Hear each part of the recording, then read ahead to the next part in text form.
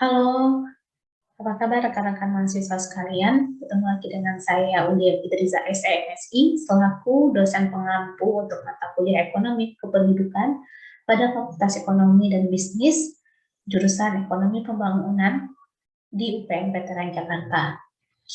Saya bersama tim teaching saya, Bapak Dr. Aswin Rifai, SEMM, akan menjelaskan tentang topik yang berjudul yang untuk saat ini adalah untuk pertemuan ketiga ya, dengan topik pembahasan yang berjudul adalah penuaan penduduk. Di pertemuan sebelumnya juga saya sudah jelaskan beberapa materi yang materi dasar tentang ekonomi kependudukan dan juga bagaimana transformasi demografi baik di Indonesia ataupun di dunia. Nah, pada materi kali ini kita akan lanjutkan pembahasan kita yang lebih mendalam tentang bagaimana situasi kependudukan terutama terkait dengan penuaan penduduk. Nah, untuk mempersingkat waktu, marilah kita lanjutkan penjelasannya tentang topik penuaan penduduk pada halaman berikutnya. Oke, tujuan pembelajaran pada pertemuan kali ini adalah antara lain sebagai untuk memahami bagaimana pengertian penuaan penduduk. Untuk pengertian itu dalam kata lain adalah bagaimana batasannya, bagaimana pengelompokan penduduk yang bisa dikategorikan penduduk lansia, dan beberapa teori yang terkait dengan penuaan penduduk. Lalu yang kedua adalah learning objektifnya adalah bagaimana dampak penuaan penduduk tersebut terhadap kehidupan kita sehari-hari, baik dari dampak ekonomi, sosial, politik, dan dari penuaan penduduk itu dalam kehidupan kita sehari-hari. Dan juga bagaimana dampak penuaan penduduk di beberapa negara, baik di negara maju ataupun negara berkembang. Lalu, apakah ada bagaimana kebijakan pemerintah di dunia ataupun di negara-negara tertentu terkait dengan penuaan penduduk? Dan di sini kita lebih fokuskan bagaimana kebijakan pemerintah Indonesia terhadap penuaan penduduk atau penduduk usia lansia. Baiklah, kita lanjutkan ke learning objective yang pertama. Kita masuk bagaimana pengertian penuaan penduduk. Ya, penuaan penduduk atau penduduk dengan lanjut usia, yang kita kenal dengan sebutan lansia, adalah sebuah proses alamiah yang biasanya terjadi ya pada seorang karena kalau memasuki tahap akhir dari fase kehidupannya. Jadi proses ini bisa terjadi secara berkesinambungan di mana ketika seorang mengalami beberapa perubahan yang mempengaruhi dari fungsi dan kemampuan dari seluruh tubuh yang disebut dengan proses penuaan atau aging process. Menurut Undang-Undang Nomor 23 Tahun 1992 tentang kesehatan, lanjut usia adalah seorang yang karena usianya mengalami perubahan biologis, juga kalau fisik, juga kejiwaan dan sosial. Nah, perubahan ini akan memberikan pengaruh pada seluruh aspek kehidupan, juga termasuk salah satunya pastinya aspek kesehatan. Oleh karena itu, kesehatan di usia lanjut perlu mendapatkan perhatian khusus ya, dengan tetap dipelihara dan ditingkatkan agar selama mungkin dapat hidup secara produktif. Dan kita juga bisa menjaga ya life expectancy-nya ya, angka harapan hidupnya dengan ditingkatkannya fasilitas kesehatan. Nah, itu juga harus sesuai dengan kemampuan sehingga kita dapat ikut produktif dalam pembangunan. Nah, sedangkan menurut World Health Organization atau WHO, lanjut usia atau lansia adalah kelompok penduduk yang berumur 60 tahun atau lebih. Sedangkan menurut Undang-Undang Nomor 13 Tahun 1994 mengatakan bahwa lansia itu bisa dikategorikan untuk penduduk yang telah mencapai usia 60 tahun ke atas. Ya. Nah, jadi kesimpulannya, kita bisa di Indonesia sendiri mengkategorikan lansia itu adalah untuk seorang atau penduduk yang telah mencapai usia 60 tahun ke atas. Nah, menurut data yang ada dalam waktu hampir 5 dekade, persentase lansia di Indonesia cukup meningkat ya, hingga 2 kali lipat, menjadi sekitar 9,92% atau bisa ditotalkan sekitar 26,8 26,82 juta orang per penduduk Indonesia. Itu cukup angka yang cukup besar ya. Nah, berapa pengertian dari bagaimana batasan kelompok lansia dari berbagai versi ya. Ada menurut WHO ada dibagi 4 kelompok ya. Ada yang pertama ada usia pertengahan atau middle age, itu adalah penduduk dengan usia 45 sampai 59 tahun. Lansia atau elderly adalah usia 60 hingga 74 tahun. Lansia tua atau old itu adalah 75 tahun hingga 90 tahun. Yang sangat tua atau very old adalah di atas 90 tahun. Dan biasanya yang nomor 3 dan 4 itu cukup jarang ditemukan ya, atau mungkin populasinya hanya sangat sedikit di negara. Lalu sedangkan menurut Departemen Republik Indonesia, lansia juga bisa dibagi menjadi 3 kelompok, yaitu virilitas atau prasenium, di mana masa persiapan usia lanjut yang menempatkan kematangan jiwa antara usia 55 hingga 59 tahun. Lalu usia lanjut dini, senescent atau kelompok yang mulai memasuki usia lanjut dini antara 60 hingga 64 tahun. Lalu lansia berisiko tinggi untuk yang biasanya menderita penyakit degeneratif itu adalah usia di atas 65 tahun. Nah, biasanya usia-usia sini adalah usia-usia untuk beberapa penduduk itu masuki pengaturan atau pensiun ya, yang kita lebih kenal pensiun. Nah, sedangkan menurut Jos Masdani dari Psikologi Universitas Indonesia juga membagi kedewasaan Indonesia menjadi 4 kelompok. Ada fase Juventus di usia 25 hingga 40 tahun. Lalu fase fertilitas usia 40 hingga 50 tahun, fase prasenium usia 55 hingga 65 tahun, dan fase senium usia di atas 65 tahun hingga mereka tutup usia. Sedangkan menurut Harlow, lanjut usia juga dibagi menjadi 2 tahap, yaitu ada early old age atau usia 60 hingga 70 tahun, advanced old age usia lebih dari 70 tahun. Lalu menurut Burnsey juga dibagi dengan 4 tahap, yaitu young old usia 60 hingga 69 tahun, middle age usia 70 hingga 79 tahun, old usia 80 hingga 89 tahun, very old usia 90 tahun ke atas. Jadi kesimpulannya dari beberapa pengertian ini kita bisa mengatakan seorang sudah memasuki usia lanjut itu kita kesimpulkan ya di rata-rata angkanya adalah 50 tahun ke atas. Ya, ini dari berbagai pengertian atau teori dari beberapa para ahli yang ada ya. Jadi 50 tahun ke atas itu sudah bisa kita kategorikan sebagai lansia. Oke. Nah, jadi beberapa teori yang terdapat terkait dengan penuaan penduduk. Ada 2 teori di sini ya. Ada teori ada teori biologis dan ada teori psikologis. Nah, kita bahas yang teori biologis terlebih dahulu. Jadi, menurut teori biologis, yaitu teori yang mencoba untuk menjelaskan bagaimana proses penuaan, termasuk ada perubahan fungsi dan juga struktur, pengembangan panjang usia dan kematian. Nah, di mana perubahan dalam tubuh termasuk perubahan molekular dan juga seluler dalam sistem organ utama dan juga kemampuan untuk berfungsi secara adekuat dan melawan penyakit. Nah, dari teori biologis ini ada beberapa teori yang bisa dikaitkan ya, kenapa seorang bisa menjadi tua atau penuaan penduduk tersebut. Ada beberapa faktor atau teori, salah satunya adalah yang pertama adalah teori genetika. Nah, itu disebabkan adalah sebab akibat yang bisa menjelaskan bahwasanya penuaan terutama itu dipengaruhi oleh kayak pembentukan gen dan dampak lingkungan pada pembentukan kode etiknya. Nah, sedangkan ada teori dipakai dan rusak,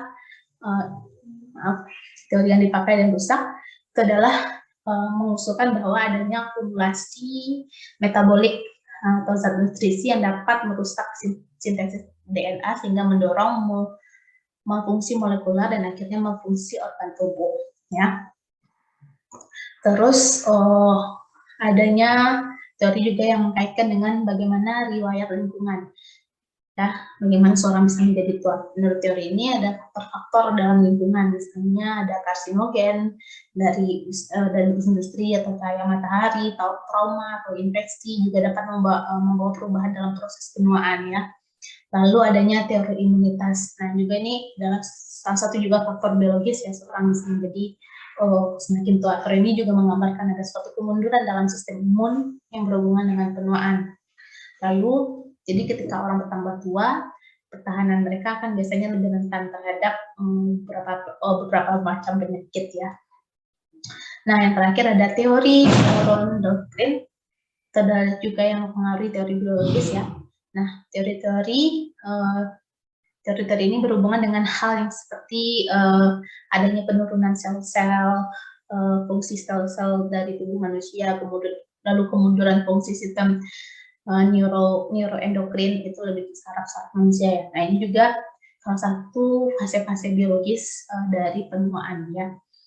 Nah, sedangkan menurut teori psikologis, teori ini memusatkan perhatian pada perubahan sikap dan perilaku yang menyertai peningkatan usia sebagai lawan dari implikasi biologi pada kerusakan anatomis, dan juga perubahan sosiologis dan dikombinasikan dengan perubahan psikologis. Jadi ada perubahan dari lingkungan sosial dan psikologis seseorang, itu juga bisa mempengaruhi penuaan seseorang.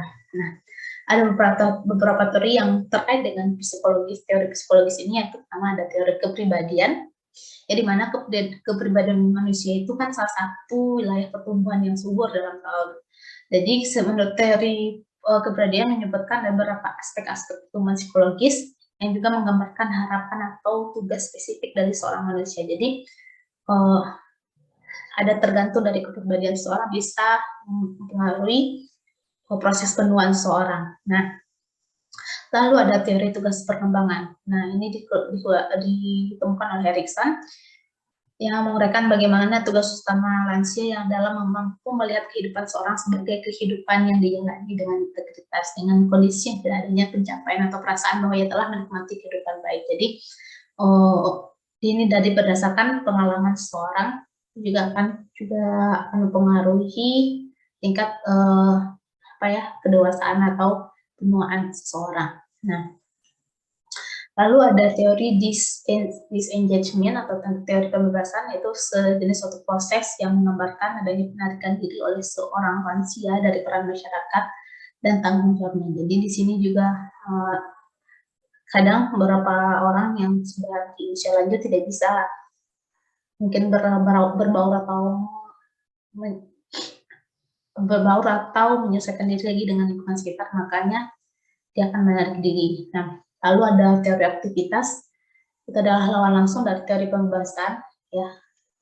Teori aktivitas ini penuaan itu berpendapat bahwa ada jalan menuju penuaan yang sukses adalah dengan cara tetap aktif. Nah, jadi teori yang teori pembebasan sama aktivitas ini perlawanan ya. Di teori pembebasan biasanya lansia itu cenderung menarik diri, sedangkan di teori aktivitas para lansia di sini malah cenderung lebih aktif dan lebih lebih aktif, lebih ingin membaikkan pengalaman hidupnya kepada masyarakat sekitarnya.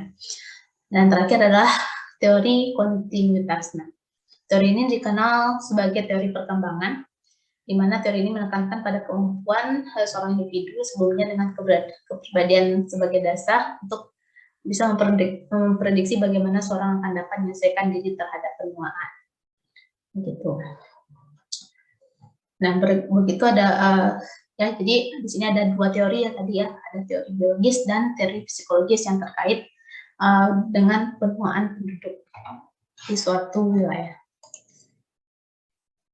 Nah, berikutnya tujuan pembelajaran berikutnya adalah kita membahas bagaimana dampak dari penuaan penduduk ya di beberapa negara, atau baik itu negara maju ataupun negara berkembang. Dampaknya bagaimana terhadap kehidupan sehari-hari seperti ekonomi, sosial, politik, dan terhadap dari penuaan penduduk tersebut.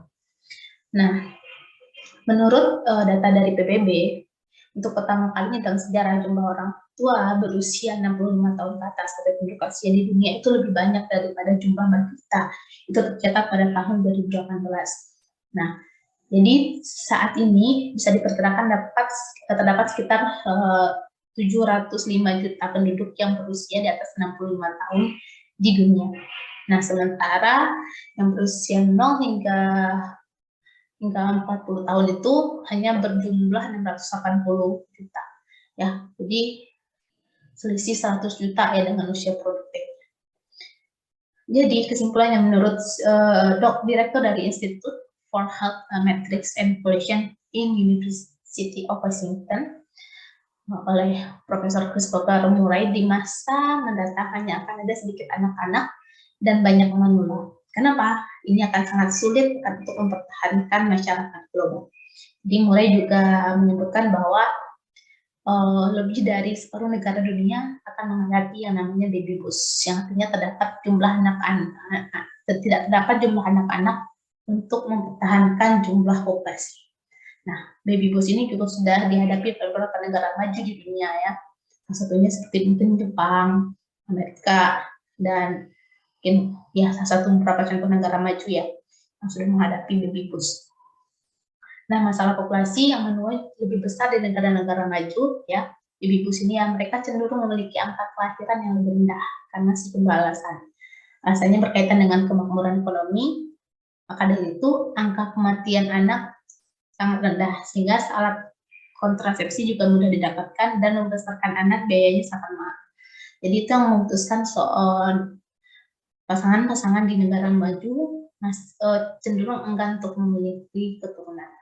Nah, di negara-negara ini perempuan kerap punya anak di usia lebih tua, maka akan menyebabkan jumlah mereka secara keseluruhan juga akan lebih sedikit ya.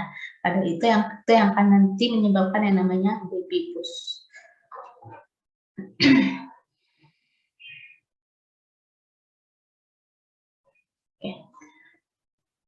Nah, kita lihat ya dari data yang ada.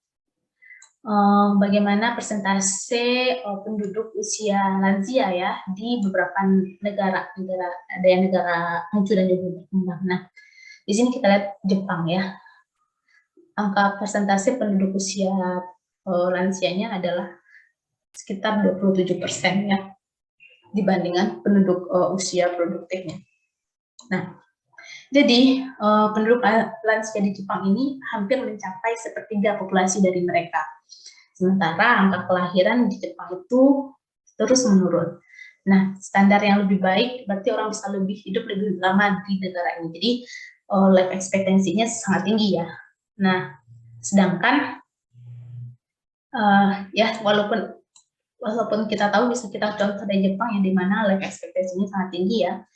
Nah, hingga bisa mencapai 84 tahun ya penduduk di Jepang untuk bertahan hidup hingga 84 tahun, tapi angka ini juga merupakan yang tertinggi di dunia. Nah, sedangkan jumlah lansianya juga yang tertinggi di dunia yang mencapai 27% dari total populasi.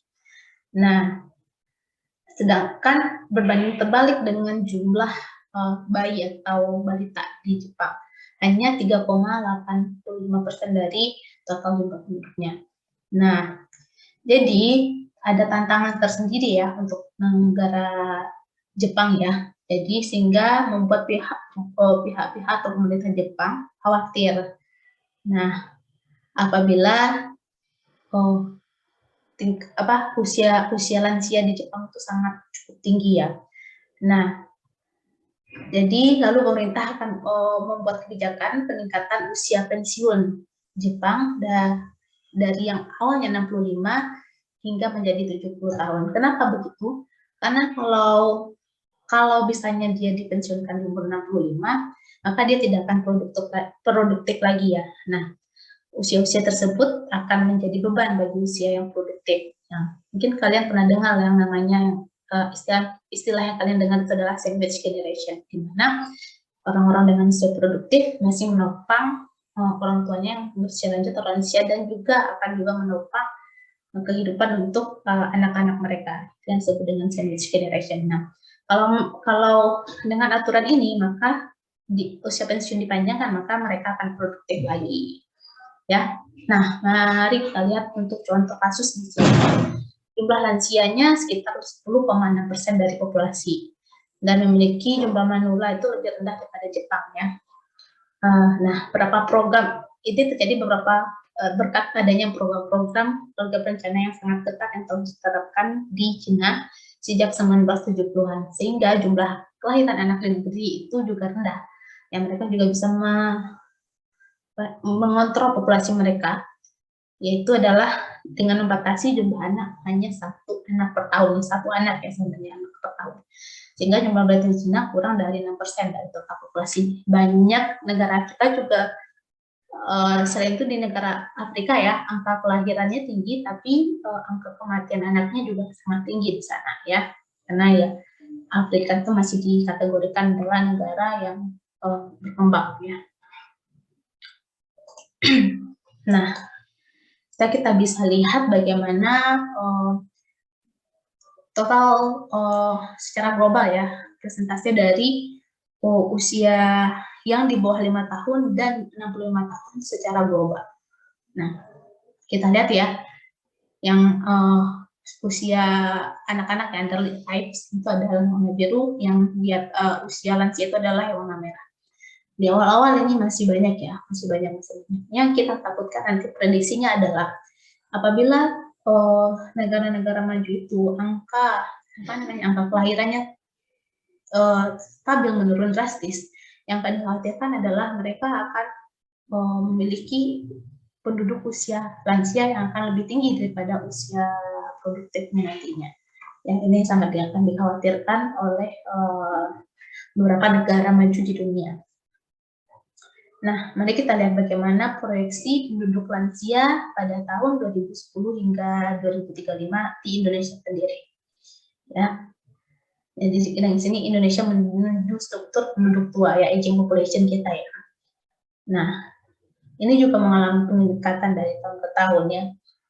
Sedangkan di 2020 aja sudah mencapai hampir 10% ya jumlah penduduk usia tua kita. Diprediksi hingga tahun 2035 kita bisa mencapai 15,77%. Dan ini juga sangat mengkhawatirkan. Ya, itu lagi yang meningkat. Kita di sini masih, walaupun kita memiliki bonus demografi ya, di mana usia produktif kita sangat cukup tinggi ya. Namun usia lansia juga cenderung besar ya dengan angka segini. Nah, dikhawatirkan para generasi yang produktif ini akan menjadi itu tadi sandwich generation bagi para lansia gitu. Nah, jadi ada beberapa dampak ekonomi, sosial dan politik terhadap penuaan penduduk secara global ya. Nah, dampak-dampak apa aja yang akan terjadi apabila di suatu negara tersebut memiliki penduduk usia tua atau lansia yang lebih banyak? Pertama, ada peningkatan rasio ketergantungan tadi ya. Jika usia pensiun tetap dan harapan hidup meningkat, akan ada relatif banyak orang yang mengklaim pensiun dan lebih sedikit orang yang akan bekerja dan membayar pajak penghasilan. Nah, ketakutannya adalah bahwa hal itu akan membutuhkan tarif pajak yang tinggi untuk angkatan kerja yang menyusut saat ini. Nah, ini di kasus untuk beberapa negara ya, ini secara global ya. Lalu ada peningkatan pengeluaran pemerintah untuk perawatan kesehatan dan juga pensiun. Juga mereka yang pensiun biasanya cenderung membayar pajak penghasilan yang lebih rendah karena mereka tidak bekerja. Lalu kombinasi dari komitmen pengeluaran yang lebih tinggi dan mendapatkan pajak yang lebih rendah menjadi sumber keprihatinan juga. Lalu mereka yang bekerja juga harus membayar pajak yang lebih tinggi. Hal ini akan menciptakan disinsentif untuk yang bekerja dan disinsentif bagi perusahaan yang untuk berinvestasi. Nah, oleh karena itu dapat menjadi penurunan produktivitas dan pertumbuhan.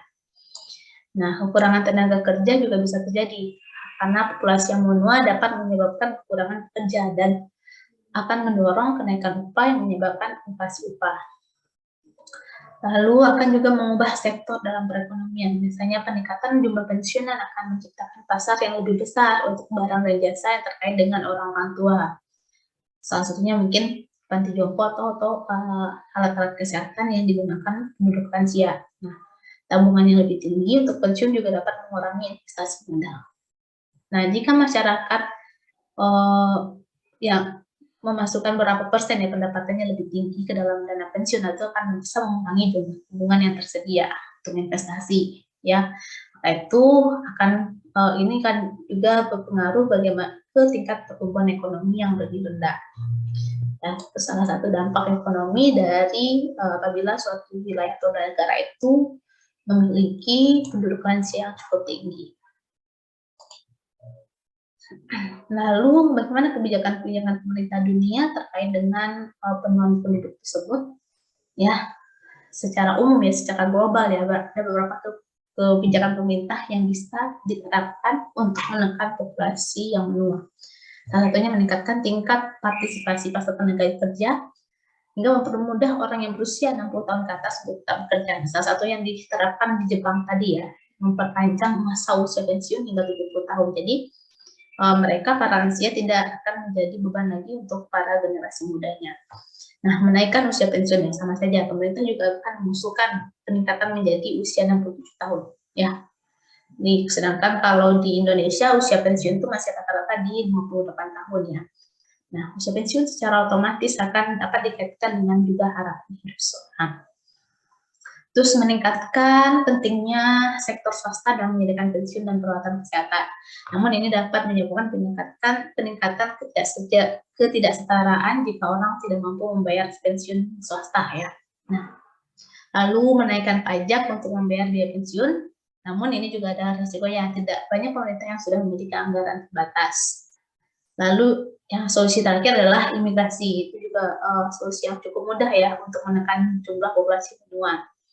Nah, dengan mendorong migran muda di usia kerja. Nah, salah satu contoh negara yang telah menerapkannya adalah Inggris. Mereka menarik banyak pekerja muda di Eropa Timur, namun ini migrasi bersih dan pergerakan bebas tenaga kerja tidak populer karena mereka mengkhawatirkan adanya penurunan upah dan akan memberi tekanan pada infrastruktur dan permintaan perumahan apabila imigrasi juga dilakukan. Jadi cukup membuat dilema ya. Apabila di suatu wilayah atau negara tersebut memiliki penduduk dengan usia lansia yang lebih banyak. Nah, lalu bagaimana dengan pemerintah Indonesia sendiri? Ya, tadi kita lihat. Nah, dari data berikut kita bisa lihat bagaimana piramida penduduk Indonesia, bagaimana transformasinya dari 1971, 2000, 2020 hingga diproyeksi pada tahun 2045 ya. Nah, dari sini ya, kalau kita ketahui bahwasanya di tahun 2020 saja kita sudah memiliki bonus demografi ya. Nah, tapi jumlah ini kan nomor lain akan bergeser kan, itu akan diprediksi proyeksi penduduk di Indonesia tahun 2045 piramidanya akan cenderung seperti ini.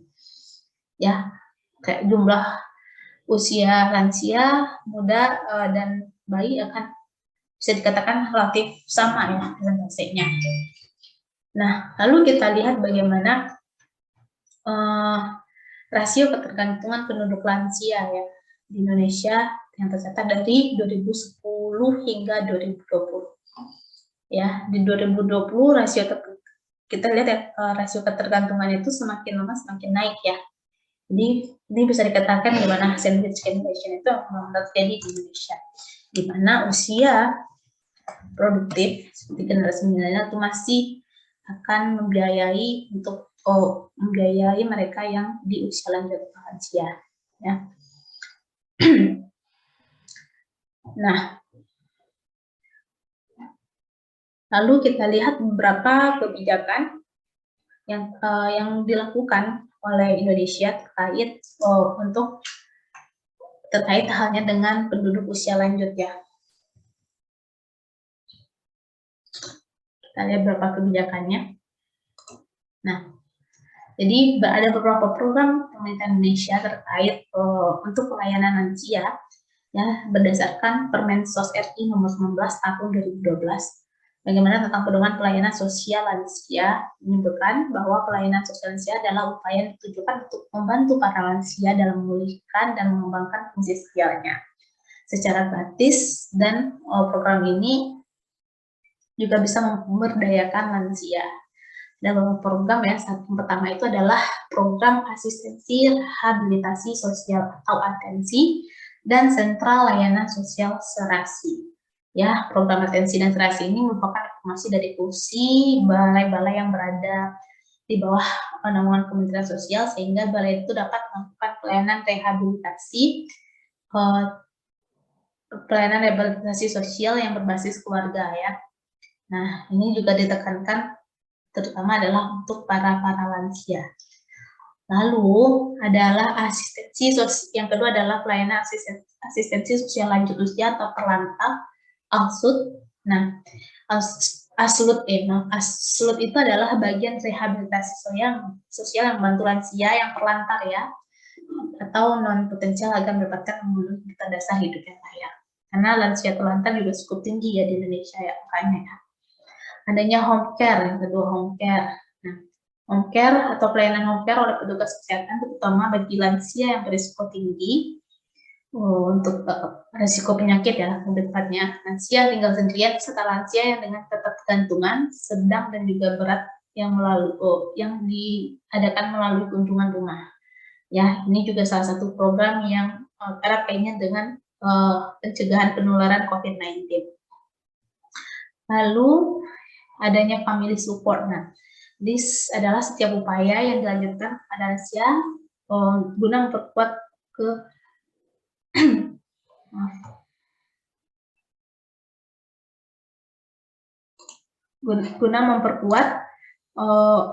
family support ini adalah upaya yang ditujukan pada lansia yang memiliki potensi untuk memperkuat ketergantungan fisik mereka, baik psikologis, sosial, dan spiritual mereka ya. Lalu yang keenam ada peningkatan pelayanan integrasi dengan siklus lintas program melalui pendekatan siklus hidup. Lalu adanya peningkatan kemitraan dengan lembaga masyarakat dan swasta. Lalu ada bina keluarga lansia atau BKL. Lalu ada pos layanan terpadu lansia, puskesmas santun lansia, dan program pelayanan kesehatan lanjut usia pada era pandemi COVID-19. Nah, ini adalah beberapa kebijakan pemerintah Indonesia terkait untuk bagaimana melayani dan memberdayakan para lansia ya. Oke. Nah, baiklah. Nah, di sini saya beri kuis ya, yang dapat kalian jawab. Jadi apa yang menyebabkan kejadian pertama itu adalah apa penyebab yang menyebabkan terjadinya penuaan populasi, yang faktor-faktor apa aja yang menyebabkan, lalu apa implikasi dari penuaan penduduk terhadap pertumbuhan ekonomi di suatu negara, lalu apa dampak yang timbul dari lebih banyaknya penduduk lansia di suatu negara dibandingkan dengan penduduk yang usia produktifnya. Nah, kalian bisa mengerjakan soal ini sebelum nanti kuliah kita mulai. Oke.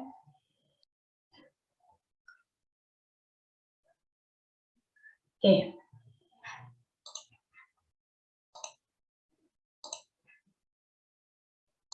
Oke, baiklah. Mungkin itu sekian dulu pemaparan video pembelajaran dari saya, Bu Riza, dan tim teaching saya, Bapak Dr. Aswin Rifai SMMM.